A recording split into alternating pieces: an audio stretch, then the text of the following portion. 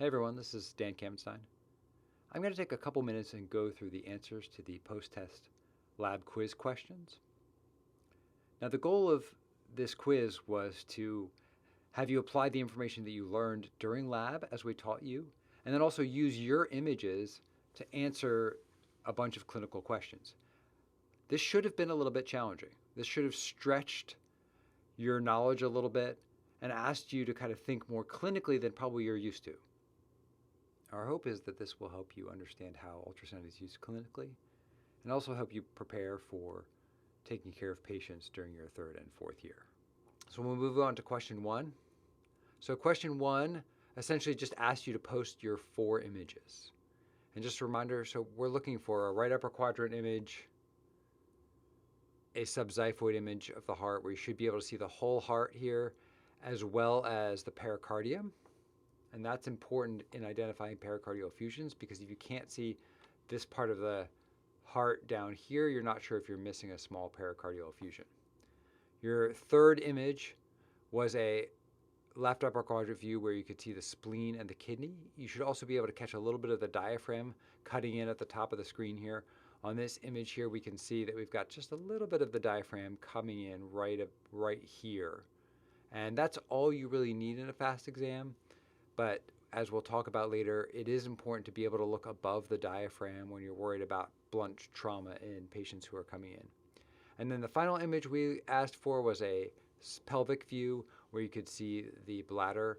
Now, short axis or long axis would be okay. We talked about in lab why you might want to get both a short axis and a long axis. Sometimes small amounts of free fluid can be subtle, and having 2 views of the bladder can help you find those small amounts of free fluid. So that was the first question. Just post your 4 images as still images. Now these are videos just again to emphasize some of the finer points of the FAST exam. And the second question asked you to relate it back to the initial case we had. So you're evaluating Matt in the emergency department and you find that he has a ruptured spleen. We asked you to pick which of your 4 images you would be most likely to find free fluid and put an arrow where you would expect that to be. And then post your image again as a PowerPoint slide, but this time with an arrow.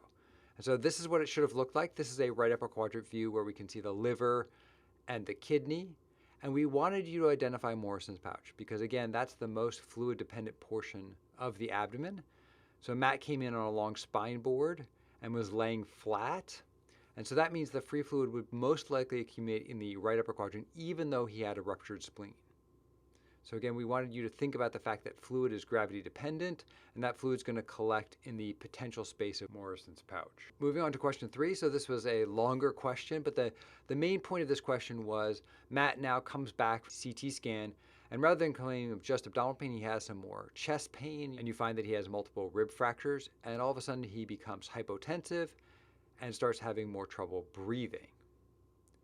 You see that the rib fractures look like they might be close to the cardiac silhouette, which means a fracture fragment could be near the heart and also could potentially have punctured the lung. And so we asked you with your images to identify where you would expect blood in this situation.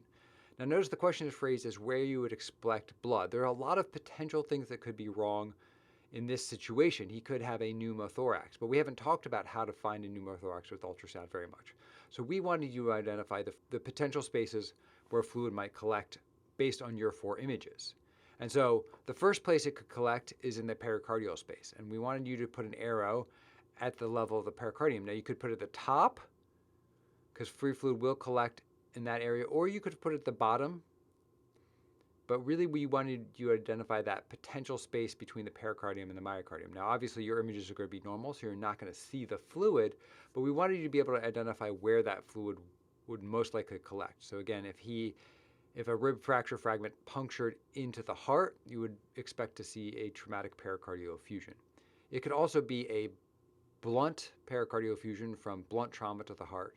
And so you could see a pericardial effusion in that situation well. So even if the rib fracture did not penetrate into the pericardium, blunt trauma can on occasion give you traumatic pericardial effusions as well. So that's one potential space in this patient. The other potential space we wanted you to identify was the left upper quadrant, specifically above the diaphragm. And this would be the area of a hemothorax. So he has multiple rib fractures, and that can lead to patients having a hemothorax. So this is the other potential space. So here you see in this image, we see the spleen as well as the kidney, and then we can see the diaphragm, and then we can see an arrow pointing to the area above the diaphragm, which would be the left hemithorax, and that's where we expect free fluid to collect.